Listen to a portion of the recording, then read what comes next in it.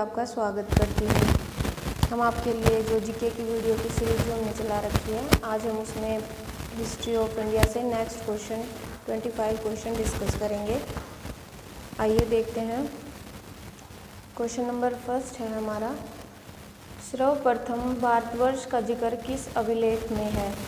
किस अभिलेख में मिलता है? सबसे पहले भारत का जो जिक्र है वो किस अभिलेख में मिलता है?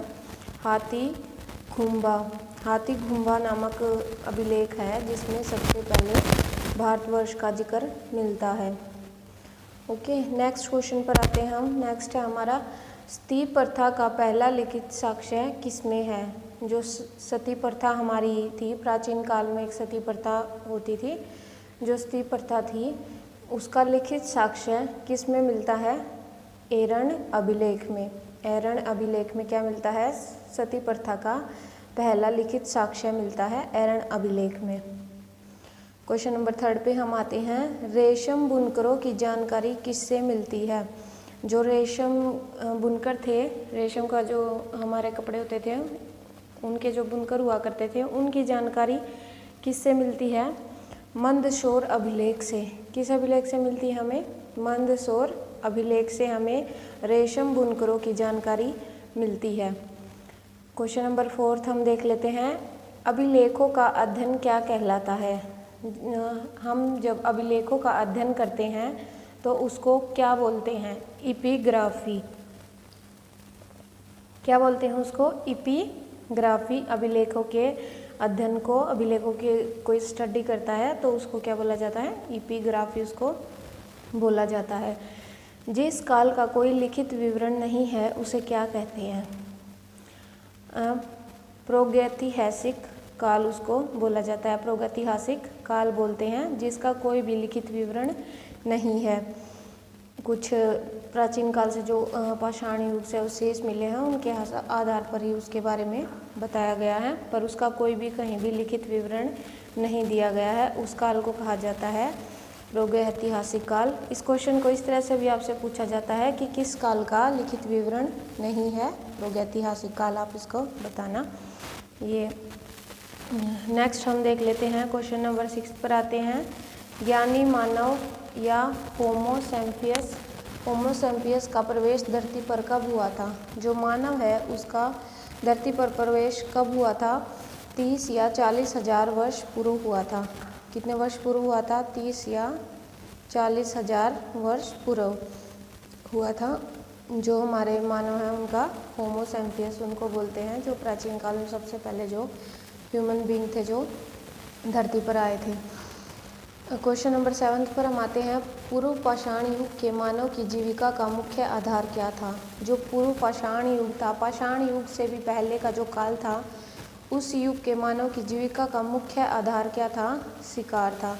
शिकार करके वो जानवरों को मार के वो फिर उनको कच्चा मांस खाते थे, वो उनकी जीविका का आधार था। फिर वो पहले कच्चा मांस खाते थे, उसके बाद आग का आविष्कार होने के बाद फिर वो मांस को पकाकर खाने लगे थे।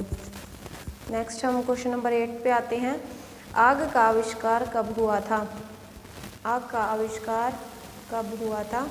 पूरा पाषाण काल में हुआ था आग का आविष्कार। और ये आपने देखा भी होगा कई बार, अपना जब हिस्ट्री की बुक्स पढ़ी होंगी 6th क्लास में ऑलमोस्ट ये आता है हमारा कि जब एक ह्यूमन था कोई भी, मतलब जो वो दो पत्थर को आपस में से बैठे बैठे रगड़ रहा था तो एक चिंगारी सी निकली थी, उस तरह से आग का आविष्कार हुआ था।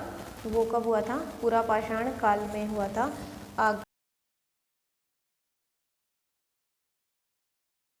पहिए का आविष्कार हुआ था नव पाषाण काल में।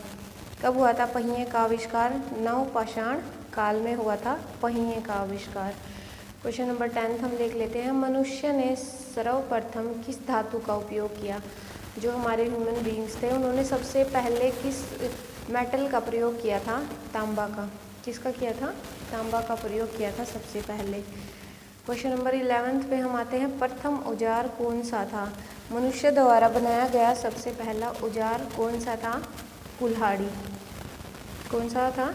कुल्हाड़ी था। जो अतिरमपक्कम से प्राप्त हुई हैं। कहाँ से प्राप्त हुए हैं? जिसके अवशेष कुछ कुल्हाड़ियाँ हमें मिली हैं अतिरमपक्कम से। और ये अतिरमपक्कम कहाँ है? यह है चेन्नई, तमिलनाडु में है। जो चेन्नई शहर है वहाँ पे ये स्थित है अतिरमपक्कम। चेन्नई तमिलनाडु में है अतिरमपक्कम। क्वेश्चन नंबर 12 हम देख लेते हैं। कृषि का प्रथम उदाहरण कहाँ से मिला है? मेहरगढ़ से। कहाँ से मिला है? मेहरगढ़ से कृषि का प्रथम उदाहरण मिला है। इसके अलावा चावल के प्राचीनतम साक्ष्य कोल्डी हवा से मिले हैं। कोल्डी हवा है जो हमारा कहाँ है? यूपी में है, उत्तर प्रदेश में। वहाँ से क्या मिले हैं? चावल के प्राचीनतम साक्ष्य मिले हैं कोल्डी हवा से। क्वेश्चन नंबर 13 हम देख लेते हैं। पाषाण युग के औजार किससे बने होते थे? पाषाण युग के औजार बने होते थे स्फटिक से बने हुए होते थे। स्फटिक क्या है? ये हमारा स्फटिक मतलब बोलते हैं इसको, स्फटिक से बने हुए होते थे। स्फटिक क्या है? पत्थर है एक तरह का। उससे जो पाषाण युग के पत्थर का युग था उससे बने हुए होते थे। ये स्फटिक भी हमारा एक पत्थर ही है। क्वेश्चन नंबर 14 पे आते हैं हम।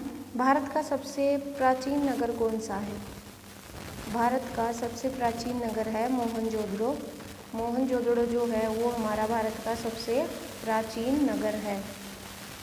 सिंधी भाषा में जिसका अर्थ है मृतकों का टीला। मोहनजोदड़ो का सिंधी भाषा में क्या अर्थ है? मृतकों का टीला।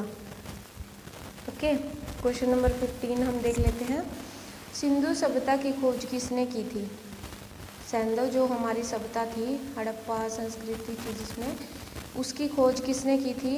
राय बहादुर दयाराम साहनी ने की थी। राय बहादुर दयाराम साहनी ने। ये नाम आपको याद रखना है, ये नाम बहुत इंपॉर्टेंट है, कॉम्पिटिटिव एग्जाम्स में मोस्टली पूछ लिए जाते हैं। जब भी सिंधु सभ्यता से क्वेश्चन आता है तो पूछ लिया जाता है कि सिंधु सभ्यता की खोज किसने की? राय बहादुर दयाराम साहनी ने की। क्वेश्चन नंबर 16, सिंधु सभ्यता कैसी सभ्यता है? कैसी सभ्यता है ये? नगरीय सभ्यता। जो सिंधु सभ्यता है वो नगरीय सभ्यता पर आधारित है। सिंधु सभ्यता हमारी किस सभ्यता पर आधारित है? नगरीय सभ्यता पर आधारित है।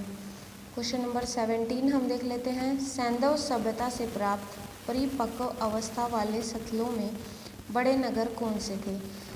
सैंधव सभ्यता से जो हमें नगर जो हमें मिले थे, जहाँ पे मतलब सैंधव सभ्यता का विकास था कभी, उन नगरों में जो परिपक्व अवस्था वाले स्थलों में से सबसे बड़े नगर थे वो कौन कौन से हैं देख लेते हैं हम। ये 6 हमारे नगर हैं, इनके नाम देख लीजिए। मोहनजोदड़ो, हड़प्पा, घनवारीवाला, धोलावीरा, राखीगढ़ी एवं कालीबंगन। एक बार और देख लिए। मोहनजोदड़ो, हड़प्पा, घनवारीवाला, धोलावीरा, राखीगढ़ी एवं कालीबंगन। ये हमारे सैंधव सभ्यता से प्राप्त बड़े नगरों में से 6 नगर हैं। क्वेश्चन नंबर 18 हम देख लेते हैं। हड़प्पा संस्कृति के सर्वाधिक स्थल कहाँ मिले हैं? हड़प्पा जो हमारी संस्कृति है वहाँ के सर्वाधिक स्थल कहाँ मिले हैं? गुजरात में मिले हैं। कहाँ मिले हैं? गुजरात में। क्वेश्चन नंबर 19 देख लेते हैं हम। सिंधु सभ्यता की बंदरगाह कौन सी है? सिंधु सभ्यता की बंदरगाह कौन सी है? लोथल एवं सूतकोदता। लोथल एवं सूतकोदता ये हमारी वहाँ की बंदरगाह है। क्वेश्चन नंबर 20 पर अब हम आते हैं। जुते हुए खेत और नक्काशीदार ईंटों का साक्ष्य कहाँ से प्राप्त हुआ है? जुते हुए खेत और नक्काशीदार ईंटों का साक्ष्य कहाँ से हमें प्राप्त हुआ है? कालीबंगन से ये हमें प्राप्त हुए हैं। क्वेश्चन नंबर 21 हम देख लेते हैं। सिंधु सभ्यता की सबसे बड़ी इमारत कौन सी है?